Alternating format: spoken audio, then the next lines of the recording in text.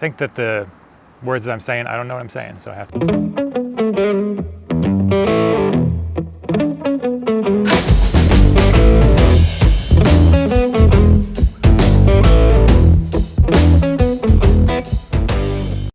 Right, next up in our trail bike field test reviews is the new Polygon Collosus T.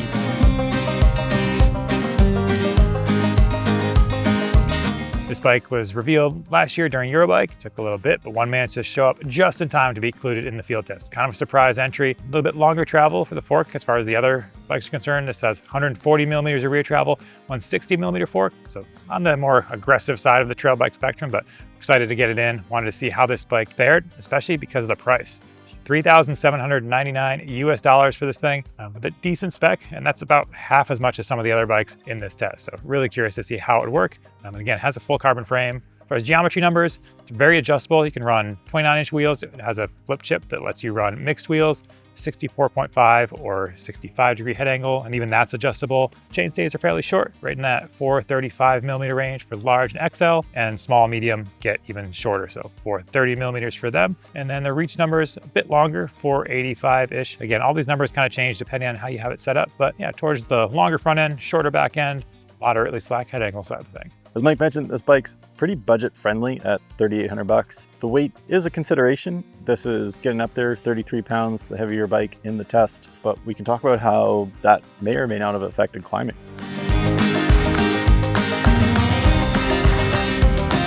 We both agreed this was one of the better bikes. Maybe travel actually helped this bike climb better. There was a lot of traction, a lot of support, a lot of comfort in this bike, and geometry wasn't sort of tipped too far towards that slack enduro segment, being in the longer travel aspect here. Yeah, it's a fairly neutral bike, but I'd say it kind of leans towards the more, what we call it, active side of the spectrum when you're pedaling up. You know, the rear suspension is moving. Like the amount of bob isn't ridiculous, but you do notice it's just moving a little bit more, but that does help you keep that rear wheel glued to the ground. It's a comfy place to be for longer rides. It doesn't feel like it's a big, you know, enduro sled or anything like that. So yeah, overall climbing performance, you're in a comfortable position, pretty upright. Even that longer reach, the seat tube angle is steep enough. So you're kind of just sitting up, kind of similar to the Trek Fuel EX that we have on test also. Really similar for as far as seat tube angle and reach goes, which that kind of puts you in that same position when you're climbing, nice and upright. I liked it. Yeah, I would say comparing it to the Trek is probably the closest bike there. And you could make this bike steeper if you wanted to cater to the climbing a little bit more. We were riding it primarily in the neutral setting at the headset and then the low setting in the shock mount, again with dual 29 wheels for the entirety of the test.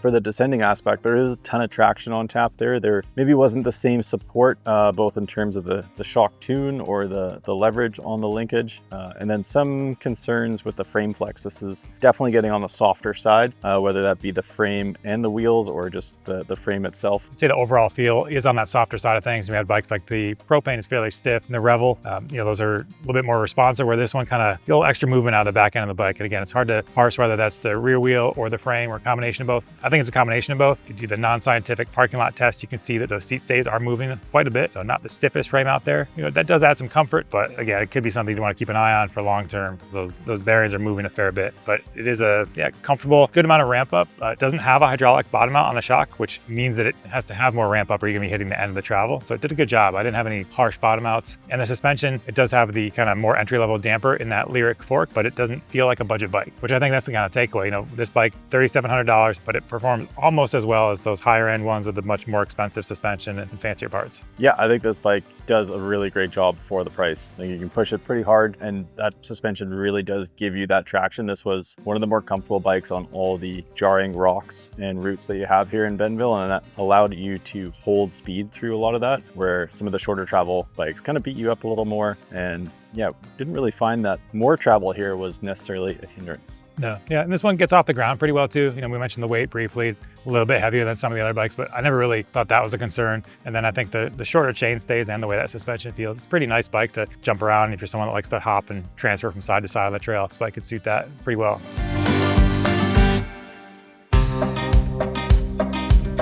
Pretty good climber, pretty good descender, but there are a few little things on the bike that hold it back and they kind of push it more into that, I guess, budget category. The things that aren't, the fine tuning isn't quite there. I think the seat post was slipping from the start, and that was the seat post bolt was stripped out, so we replaced that. But that clamp itself, it's not a normal circular tube. and I think that's making it harder to put enough force around the seat itself. So yeah, slipping seat, we dealt with that, we fixed that. The Poly Pocket, you can explain the Poly Pocket. Yeah, so this is the down tube storage door. The water bottle sits on top. I ended up losing the bottle twice. Once trying to put the bottle in the cage, and that sort of pulled the little wings or tabs that hold that door in place. They just leveraged that thing right out of there. And then another time I actually lost the bottle from the cage when doing a small wheelie drop, and tried to replicate that, but couldn't get it to happen again. So something to keep in mind there, and certainly the price sort of reflects on how refined that system is. I think if you're going to include that, it should be totally dialed. Shouldn't be any rattling. Should be no chance of that thing coming off whatsoever. Yeah, it's like a little plastic piece that they're using for that. It's a little bit thin. It can just get some movement and then it just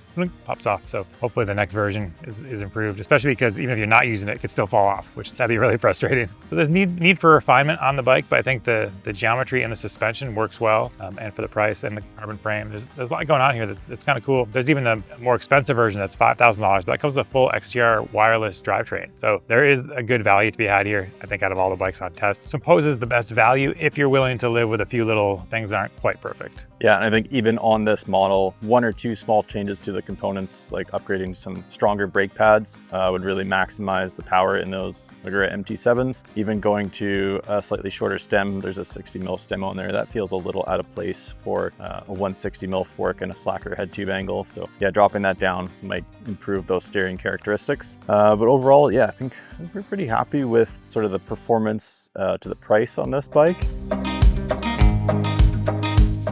Yeah, so seat tube clamp could be better, Poly Pocket could be improved. But let's get into the components themselves and what kind of value this bike poses. For components, I'll start with the Magura MT7 brakes. Don't see those specters often. They're one of your favorites, right? Yeah, I do like those. I think with the right levers and the correct brake pads on there, you can really maximize the power that those things can deliver. They're known to be a more expensive brake on the market, so cool to see those on there. And then in terms of the dampers on that RockShox spec suspension, do you think that kind of meets that $3,800 price point, or? Yeah, I thought it worked well. I think the rear shock, I didn't really have any complaints about that. I'd be happy keeping that. Maybe in the future, if you wanted to really try to keep improving or tossing money at this bike to make it an even higher end thing, you might put a different damper in the fork, but it didn't really feel like it was holding it back that much. It was pretty quiet. It wasn't making any weird noises. The range of adjustments and the adjustability is a little bit more limited because it is more basic design, but I was able to find a happy spot. I do think like the higher end Lyric Ultimate or the Fox 36s we have on the bikes that cost twice as much, those do feel better, but I don't know if they're thousands of dollars better.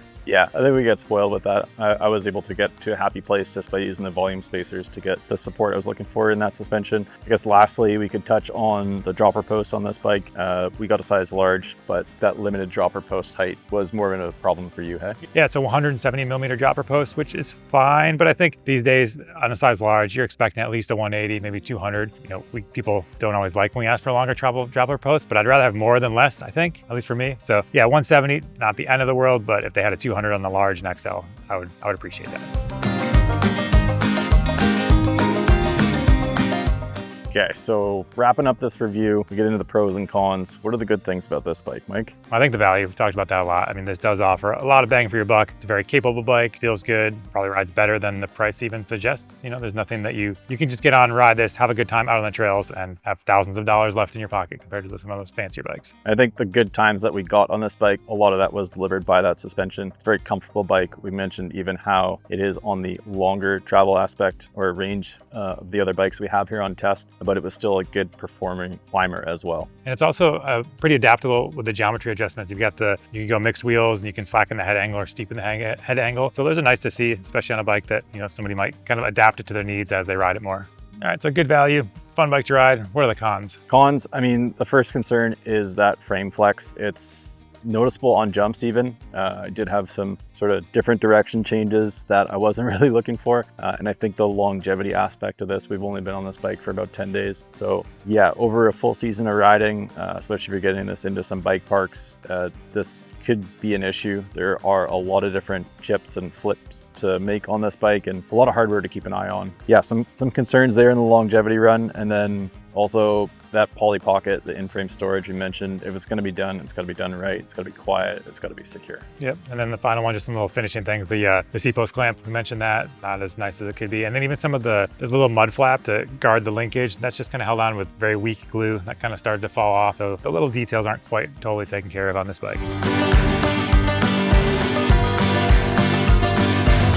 that brings us up to the final point. Who's this bike for? Ideal candidate for the Polygon Collosus T is? I would say this bike's going to be for maybe a lighter rider, somebody who's not going to be too affected by that frame compliance, but also somebody who's looking for a good deal. And that's definitely what we keep coming back to on the Polygon Collosus T.